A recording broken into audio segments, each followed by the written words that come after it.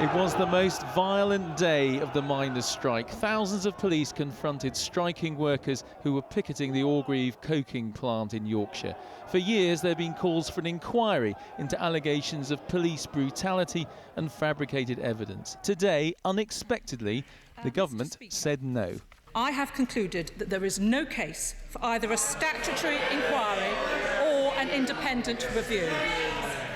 Christian Matheson. This is an astonishing and frankly shameful decision by the government. The government have led those families up the garden path for the last 2 years.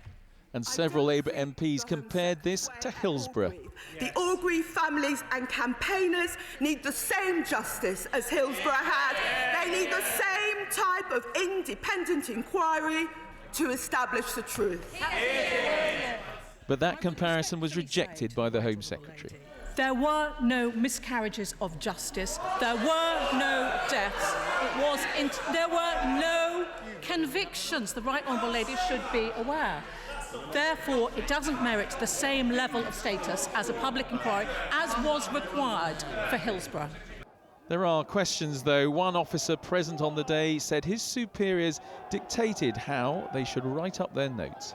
We were told to write phrases that related to the offence of riot, which means that there's a group with a common purpose to cause violence or cause damage. That's what we were instructed to write. That was unprecedented throughout 34 years of policing.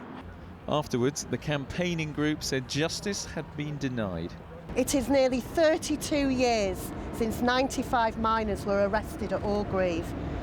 Now, some of those miners are dead, and the surviving ones face the prospect of more time, more delay before we get truth and justice.